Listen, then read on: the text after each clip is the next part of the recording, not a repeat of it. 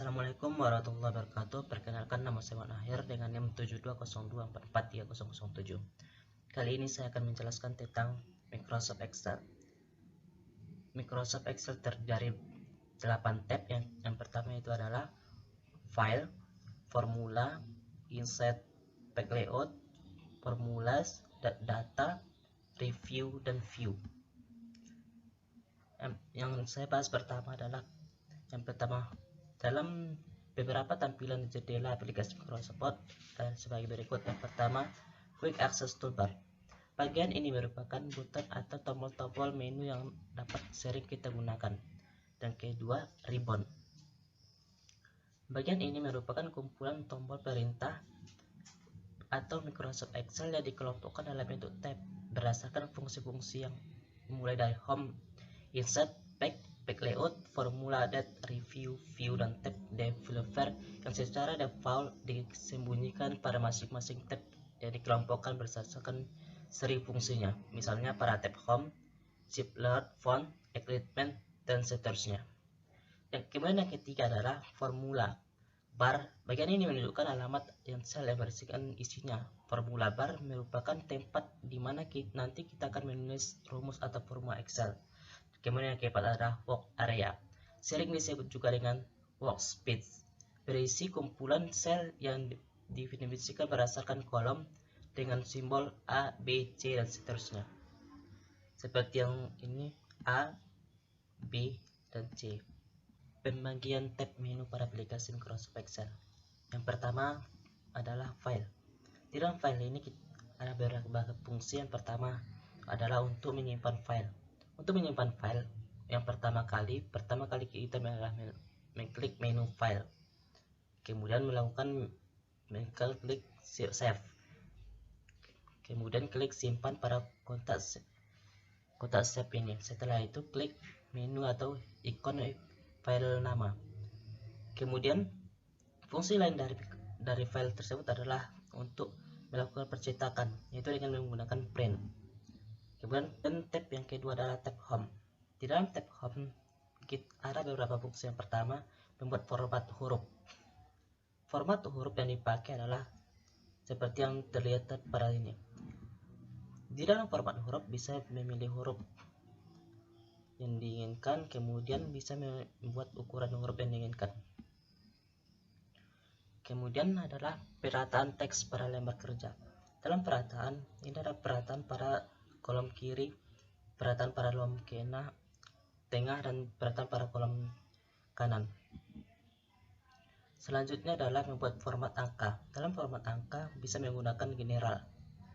Di sini ada beberapa pilihan number yang memiliki fungsinya masing-masing. Kemudian adalah tab yang ketiga adalah tab Insert. Berikut adalah tampilan dari tab Insert. Di dalam tab Insert terdapat tabel. Tabel ini berfungsi sebagai untuk membuat tabel. Kemudian yang kedua adalah illustration. Dalam illustration ini ada pictus yang berfungsi untuk menyiapkan gambar file. Kemudian chip art yang berfungsi untuk menyisipkan chip art. Kemudian save yang berfungsi sebagai objek driving, dan smart yang berfungsi sebagai menentukan objek smart. Dan kemudian adalah screenshot yang berfungsi untuk menangkap sebagian atau seluruh tampilan Microsoft Excel. Kemudian adalah yang ketiga adalah chart. Di dalam chart ada namanya line, view, bar, area, charter, dan outer. Ini adalah charter yang bisa digunakan dalam mengolah data dalam bentuk grafik, kolom, line, maupun part, dan lain-lainnya sebagainya. Kemudian yang selanjutnya adalah speeds. Dalam speeds ada beberapa yang berbentuk line, kolom, wins. Kemudian menu selanjutnya dalam insert adalah teks. Di dalam teks terdapat yang pertama text box yang menyiapkan text box, yang kedua header folder berfungsi menyisipkan folder, yang ketiga word menyisipkan word art, yang keempat lain berfungsi menyisipkan garis tanda tangan. Yang ke-5 adalah objek yang berfungsi menyisipkan objek, dan yang ke-6 adalah simbol yang berfungsi menyisipkan simbol. Tab menu selanjutnya adalah page layout. Di dalam page layout terdapat beberapa item. Pertama, themes, page setup, set to fit, set option, dan arrange. Di dalam tabs yang pertama adalah kalau berfungsi untuk memberikan warna, kemudian fonts yang berfungsi untuk mengenai jenis font yang akan diinginkan ke dalam themes. Kemudian yang ketiga adalah average yang digunakan untuk memberikan jenis average yang menarik sesuai dengan kebutuhan ke dalam themes. Kemudian yang kedua adalah page step. Di dalam page setup terdapat margines. Fungsi dari margines adalah mengatur jarak atau lebar kertas terhadap objek berupa tulisan dalam dokumen Excel. Kemudian yang ketiga adalah orientation. Orientation adalah perintah untuk mengatur posisi kertas yang akan dicetak. Kemudian yang ketiga adalah size. Perintah size, kita bisa memilih menentukan serta membuat sendiri ukuran kertas, bisa berupa A3 maupun A4. Kemudian print area. Print area adalah digunakan membuat tabel memasukkan dalam bentuk data untuk area menu yang akan muncul ketika kertas dicetak. Break setup. Break setup dalam Excel memberikan perintah yang masuk dalam grup page setup dengan fungsi utamanya adalah membagi area dalam kertas. Kemudian background digunakan untuk memberikan background Excel berupa perintah untuk mengubah kerja berlatar belakang, gambar berupa illustration maupun foto. Kemudian print sebagai perintah dalam grup page setup Excel yang berfungsi utamanya untuk mengatur baris maupun kolom. Menu selanjutnya dalam page layout adalah set to fit. Di dalam set to fit adalah menu page layout Microsoft Excel. Sebuah perintah fungsi utamanya adalah untuk mengatur besar kecilnya skala di dalam dokumen, seperti memperkecil agar menyesuaikan terbesarnya kertas sehingga tidak ada ruang kosong yang sia-sia. Terdapat 3 bagian dalam set to fit. Yang pertama, set read to refs merupakan fitur untuk mengatur di mana dokumen tersebut dimulai apabila dibaca dari kiri ke kanan, seperti formula barat atau yang kita gunakan, atau ke kanan dan ke kiri seperti dalam dokumen negara timur dalam bahasa Arab. Kemudian yang ketiga adalah getNext. Fitur getNext pada Microsoft Excel adalah sebuah garis bantuan yang membuka Excel, dan dalam grup Speech Option fungsinya untuk menampilkan atau menyembunyikan apakah garis tersebut muncul pada lembar kerja atau hanya muncul pada saat dicetak. Yang kemudian ada heading. Heading adalah sebuah grup set option merupakan perintah atau memunculkan dalam menyembunyikan heading dalam lembar kerja maupun dalam saat di print. Huruf A sampai Z merupakan kolom dan bergerak dalam bawah menemukan garis muncul jika dicetak pada view, dan ketika dicetak atau reprint maka akan muncul pada saat di dokumen dicetak. Kemudian arrange. Dalam arrange terdapat brings forward. Dalam baris forward, ikon adalah sebuah perintah untuk memindahkan objek agar berada dalam objek lain. Misalnya, ada sebuah objek lingkaran yang berada di belakang objek kotak. Apakah ditetapkan perintah itu, maka lingkungan menjadi di depan objek kotak. Kemudian send background. Send background tersebut digunakan untuk apabila mengubah posisi suatu objek agar berada di dalam belakang objek lainnya. Kemudian selection font. Perintah selection font adalah sebuah perintah dalam grup Xrebus yang berfungsi utamanya untuk memberikan panel berisi objek apa saja yang diseleksi, lalu mengaturnya agar disembunyikan pada tampilan dokumen tersebut. Kemudian align. Fitur align adalah sebuah fitur perintah dalam Excel yang digunakan untuk memudahkan mengatur peletakan objek dalam sebuah halaman tersebut berada dalam di atas, tengah, bawah maupun menempel pada dokumen. Di dalam Microsoft Excel terdapat beberapa bentuk modus. print diantaranya sebagai berikut. Yang pertama, di dalam Microsoft Excel terdapat bentuk modus print. Pertama, drag dan drop, fungsinya untuk menyeleksi dan memblok. Kemudian yang kedua adalah file handle, berfungsi menyalin dan melengkapi. Yang ketiga, drag dan drop. Pertama, arahkan print dalam lembar kerja. Kedua, klik kanan, kemudian kembalikan klik delete. Yang keempat, mengcopy lembar kerja. Pertama, arahkan print ke dalam lembar kerja. Kedua, klik kanan. Ketiga, klik move or copy. Keempat, klik kotak pada open, create dan copy. Kemudian klik OK. Yang kelima adalah memindahkan lembar kerja. Pertama, arahkan printer dalam lembar kerja. Kemudian drag sesuai dengan lokasi yang dihendaki. Sekian penjelasan saya tentang Microsoft Excel tersebut, semoga bermanfaat. Oke, selanjutnya adalah fungsi waktu. Di sini saya Muhammad Sela Wahyudi akan menampilkan sebuah materi mengenai fungsi waktu. Untuk fungsi waktu sendiri, apa itu fungsi waktu? Bagaimana cara mengaplikasikannya? Oke, secara default Microsoft Excel menyediakan beberapa fungsi khusus dalam kaitannya dengan data tanggal untuk input, pengelolaan maupun menampilkan informasi dalam format tanggal. Fungsi-fungsi dapat digunakan untuk melakukan analisa atau olah data yang berkaitan dengan tanggal, bulan, dan tahun. Misalnya menghitung tanggal jatuh tempo, selisih jam dengan tanggal berbeda di Excel, dan lain-lain sebagainya. Oke, fungsi Excel yang bisa digunakan sebagai fungsi antara lain fungsi now, fungsi time, dan fungsi today. Oke, langsung saja kita aplikasikan. Kita langsung membuka Microsoft Excel. Untuk pertama di sini ada fungsi now. Oke, fungsi now di sini berguna untuk mendapatkan nomor seri tanggal dan waktu saat ini.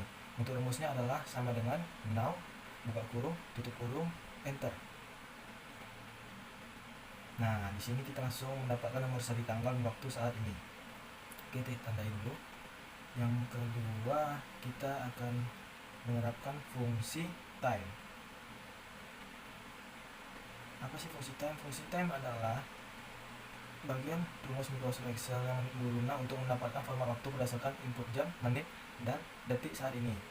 Untuk rumusnya adalah sama dengan time, buka kurung, jam saat ini, yaitu jam 3, koma, menit saat ini, menit ke-42, koma, lalu detik saat ini, detik 32. Oke, kita tutup kurung, kita enter. Nah, kita langsung mendapatkan secara otomatis format waktu berdasarkan jam, menit, dan detik saat ini. Yang selanjutnya adalah fungsi today. Oke, fungsi today sendiri di sini berguna untuk mendapatkan nomor seri tanggal saat ini. Untuk rumus fungsi today kita bisa menggunakan rumus sama dengan today, buka kurung, tutup kurung, enter.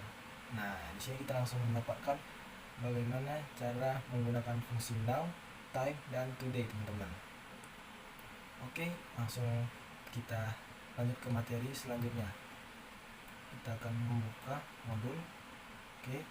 Nah, untuk selanjutnya kita akan mencari cara untuk menghitung umur. Bagaimana sih cara menghitung umur menggunakan Microsoft Excel? Oke, langsung saja ke Excelnya. Di sini saya sudah menyiapkan tabel untuk menentukan umur saat ini, guys. Di sini kita sudah menyiapkan nama dan tanggal lahir. Untuk nama yang pertama, lahir pada tanggal 19 Mei 2002. Kita masukkan rumusnya sama dengan today, buka kurung, tabel di sel C2, tutup kurung, garis miring 365,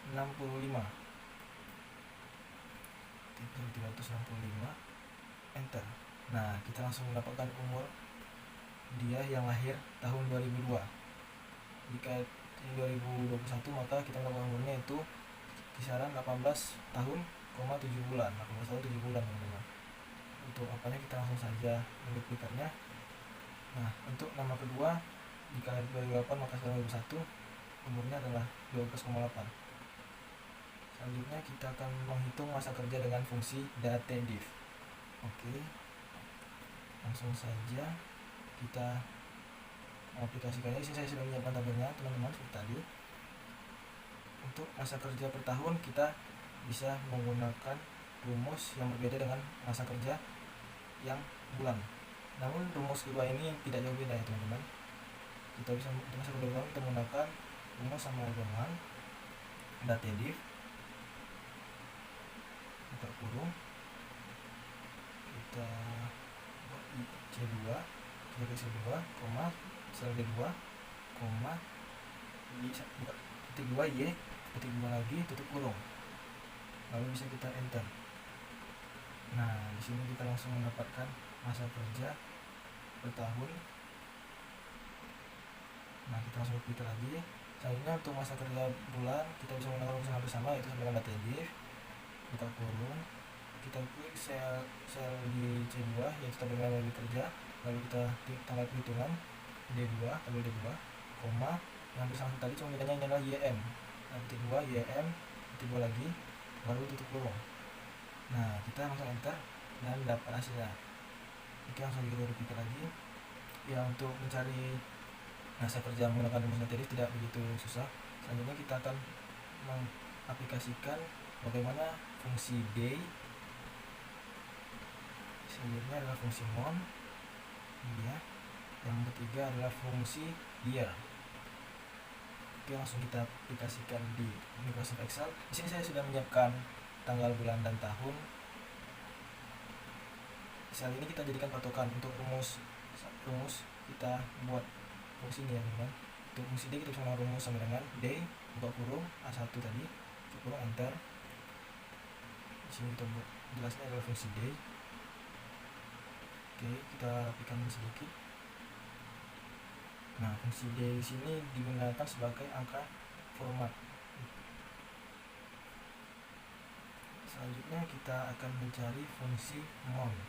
Untuk fungsi mon sendiri kita bisa menggunakan rumus mon, buka kurung, sel A1, tutup kurung, enter.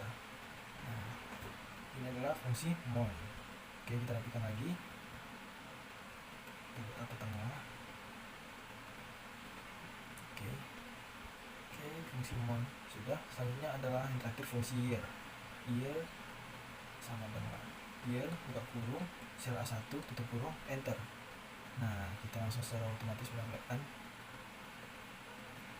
fungsi year.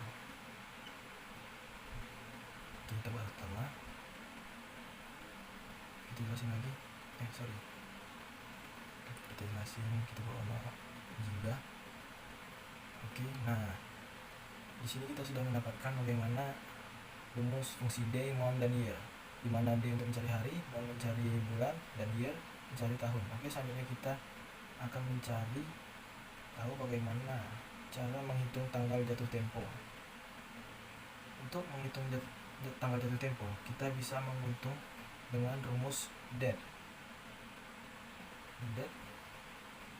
Oke, di sini kita akan mengaplikasikannya di Microsoft Excel. Di sini saya sudah menyiapkan tabelnya. Oke, yang pertama untuk mencari satuan tahun. Satuan tahun sendiri kita bisa menggunakan rumus date sama dengan date, buka kurung, year, buka kurung lagi. Kita klik sel di B3. Oke, tutup kurung, koma, kita tambah dulu, gara-gara kita ingin mencari satuan tahun, jadi kita tambah D3, lalu kita koma, mon, buka kurung, D3 lagi, tutup kurung, koma, kita buat D, buka kurung, kita klik lagi sel B3, tutup kurung lagi. Nah, oke, kita enter. Nah, kita langsung mendapatkan tanggal jatuh tempo yang satuannya adalah tahun, teman-teman. Oke, untuk selanjutnya kita akan mencari jatuh tempo bulan. Oke, untuk bulan sendiri kita hampir sama sepertinya rumusnya, sama yang untuk satuan tahun, cuman bedanya hanya kita meletakkan tambahnya di mon, teman-teman, bukan di year ataupun day, karena kita mencari bulannya, kita tambahkannya di mon. Oke, kita tambahkan sini adalah selnya yang ada di D4. Oke, kita ubah lagi ini B3 nya menjadi B4, kemudian juga B4, D nya juga B4 lagi. Nah, bisa kita enter langsung.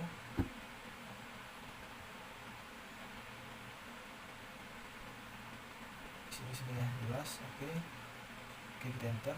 Nah, kita langsung mendapatkan jatuh tempo satuannya itu bulan. Untuk satuan hari sendiri kita bisa paste tadi, dan untuk yang tanda tambahnya kita tambahkan di D teman-teman.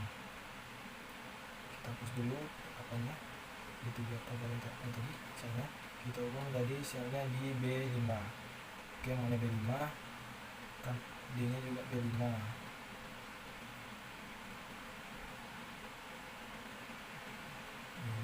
Oke, karena kita sedang mencari satuannya hari, yaitu kita tambahkan di setelah D teman-teman, tambah selnya D5. Oke, kita enter. Nah, di sini kita langsung bisa mendapatkan tanggal jatuh tempo dari satuan tahun, bulan sampai hari. Pokoknya intinya di sini kita akan menggunakan rumus date teman-teman. Yang membedakannya adalah dimana misalnya kita mencari tahun, kita tambahkannya satuannya di apa tersebut teman-teman. Oke, selanjutnya kita akan mencari bagaimana caranya penamaan rank cell. Nah, untuk penamaan rank cell ini sangat mudah teman-teman. Langsung saja, tujuan memberi nama rank cell adalah untuk mempermudah dalam penulisan rank Excel. Selain itu kita juga akan mendapatkan banyak keuntungan kemudahan lain sebuah rank dari data yang kita beri nama tadi. Aturan pemberian nama selnya bisa kita lihat seperti berikut. Harus diawali karakter dan tidak boleh mengandung spasi. Nama rank cell adalah 255, yang sel tidak boleh menggunakan atau persis referensi sel minimal A1 dan lain-lain. Oke, di sini saya sudah menyiapkan tabel yang akan kita beri namanya. Oke, kita blok dulu, lalu kita klik di ujung, kita ganti namanya menjadi tabel acuan. Karena di rank cell ini kita tidak boleh menggunakan spasi, jadi kita tidak menggunakan spasi teman-teman. Nah, ini belum apa-apa, kita klik tanda apanya dan langsung sudah menjadi tabel acuan. Untuk pemberian nama rank cell sendiri sangat mudah, dan begitulah dasar-dasar tentang materi fungsi waktu tadi teman-teman. Semoga dapat membantu kita semua. Sekian dari saya, terima kasih. Oke, salam kenal teman-teman. Sini saya Aris Kumardansyah dari Prodi Pendidikan Bisnis kelas B dari Fakultas Ekonomi Universitas Negeri Medan. Sini saya akan memberikan sebuah ilmu tentang tutorial dari rumus sum, average, max, min, quantity, submit, sumit, dan dua fungsi dari pencarian, yaitu rumus VLOOKUP dan VLOOKUP. Langsung saja kita pokok pembahasannya seperti ini. Ini pertama-tama kita mencari rumus nilai total dari rumus sum. Caranya seperti ini. Kita klik sama dengan, kemudian kita klik sum, buka kurung, dan tahapan berikutnya kita blok bagian nilai yang kita jumlahkan. Oke, setelah itu kita tekan enter, maka akan dapat hasilnya. Oke, kemudian kita tinggal tarik ini garis titik ini, tombol sebelah kanan bawah ini kita tarik ke bawah, ataupun bisa kita klik dua kali sini, atau bisa juga kita tarik ke bawah.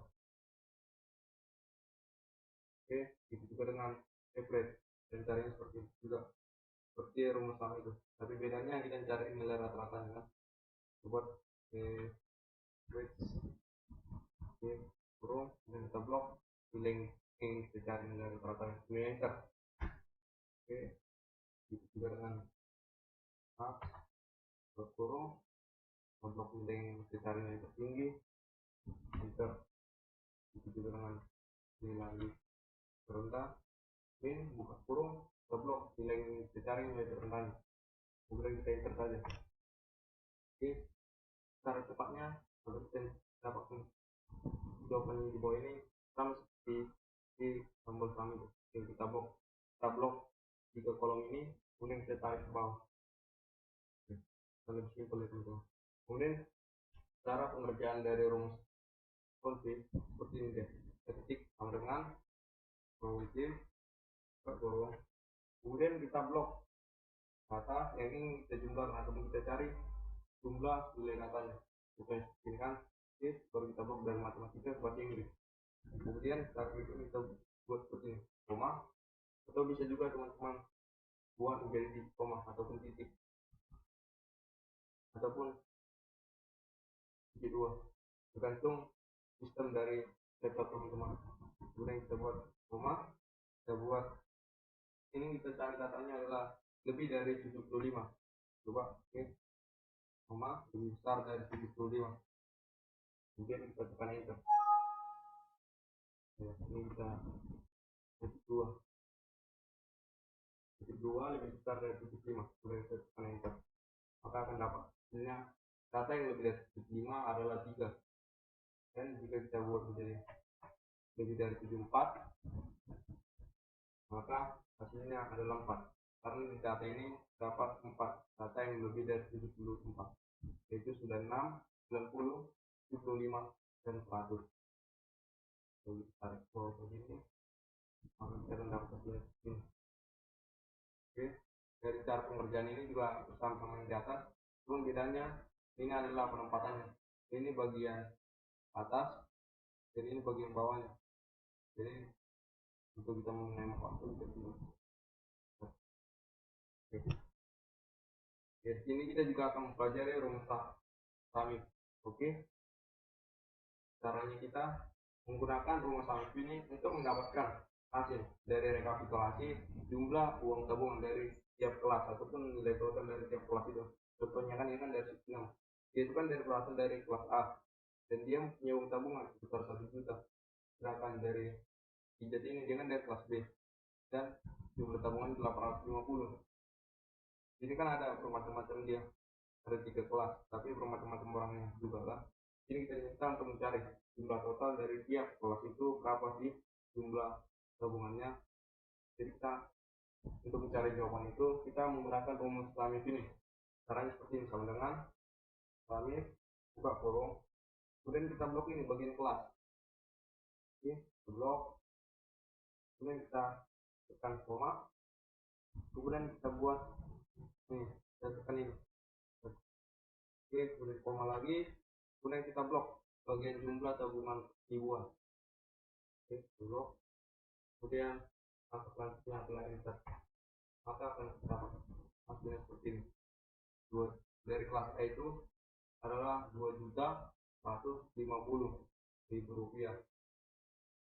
Jadi tarik ini,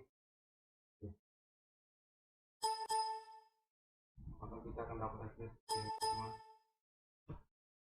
Oke, kemudian kita lanjut ke fungsi berikutnya, yaitu fungsi pencarian. Ini kita akan mencari dari fungsi pencarian ini kita seperti disuruh untuk memindahkan tabel ini jadi tabel ini untuk melengkapi ini. Tapi ini sama, keterangannya sama di teman-teman. Caranya adalah seperti ini, sama dengan huruf A kurung, kemudian kita blok ini teman-teman. Tabel ini kita blok. Oke, setelah itu kita tekan tombol F4 agar dia komputer itu ya tersistematis gitu ya, jadi tahu bahwasanya itu adalah datanya. Dan ini kan kalau saya buat F4 kan yang bagian pertama tadi itu hilang, kemudian kita buat lagi ya. Oke, kemudian kita buat koma, itu juga dengan ini koma, kemudian kita buat rumus 2. Kenapa 2? Karena kan ini bagian nama barang ini di kolom 2, ini 1, 2, jadi kita buat 2. Oke, kemudian kita buat koma, false, ataupun bisa kita buat true, tergantung teman kerja aku. Kalau saya membuatnya false saja. Oke, tekan enter, maka akan dapat hasilnya seperti ini. Nama barang dari golongan A yaitu gula. Jadi tarik, walaupun kita tekan 2 kali ini tombol ini teman-teman ya, maka akan dapat hasilnya seperti ini. Kemudian bagaimana cara mencari rumus dari harga dan satuan ini? Caranya bersama juga teman-teman. Caranya seperti ini juga. Ini kan tidak ada apanya, untuk waktu kita copy saja, copy, kita paste ke sini, kemudian kita masuk ke sini. Oke, kemudian ini kita ganti saja. Kita kan 2 ini, kemudian kita cari label harganya di mana sih. Ini hitung 1, 2, 3, 4, jadi kan 4 ya. Oke, enter. Oke, kita buat 4. Oke, jadi kita enter saja. Nah, maka kita mendapatkan hasilnya seperti ini. Harga dari golongan 1 yaitu gula adalah 17.000 rupiah. Ini kita tarik ataupun kita tekan 2 kali. Oke. Itu juga dengan rumus satuannya seperti ini. Nah, jadi 5 kan tadi kan 4, ini kan 4, jadi ini 5. Tetap aja kita tarik ini. Oke, kemudian gimana sih cara penggunaan dari rumus lookup ini? Caranya seperti hampir sama juga tentu, tapi membedakan ini adalah kan ini kan VLOOKUP, ini dia lookup gitu kan, ini beda rumusnya. Baru yang membedakan itu adalah penempatannya. Ini kan bagian, kalau bagian VLOOKUP itu kan samping, ini dia dari atas. Dia hitungnya ini tabel pertama, tabel kedua, tabel ketiga, tabel keempat. Dan kalau VLOOKUP ini tabel pertama, kedua, tiga, keempat, kelima. Gitu teman-teman. Cara pengerjaan rumusnya seperti ini sama dengan lookup, buka kurung, kemudian kita blok tabel ini. Oke. Kemudian kita F4, kemudian di pojok ini kita bikin kode, kemudian kita buat koma lagi, kemudian kita perkerjaan, kita buat 5, baru koma pas, maka kita akan dapat hasil seperti ini.